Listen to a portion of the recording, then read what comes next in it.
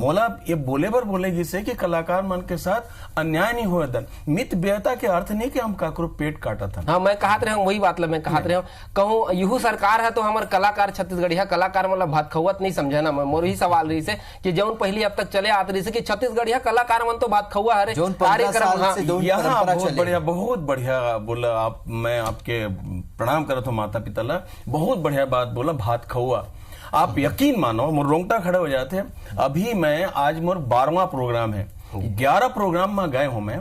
पहले भी मैं कार्यक्रम में गए, मैं निंदा नहीं करूं का करो, लेकिन अपन सरकार के बारे में जरूर बोल रहा हूं। मैं 11 के 11 कार्यक्रम में गए हूं और जो स्वागत और जो व्यवस्था हुई से आने वाला 30 साल में ऐसा नहीं हो रही।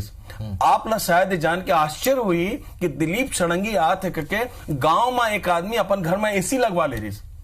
मैं रोड आ रहा हूं, मैं बोलूँ भाई तो एकल ले ज्यादा वो का करी, समय आन दो कुछ। देखो थोड़े बहुत एती तती होते रहते। जहां तक पारिश्रमिक की बात करो तो आप एकदम ठीक करत हो। और साथ साथ हमारे संस्कृति मंत्री भी बहुत सहृदय आदमी, बहुत समझदार आदमी है और जो भी बोलते हैं मानते हैं।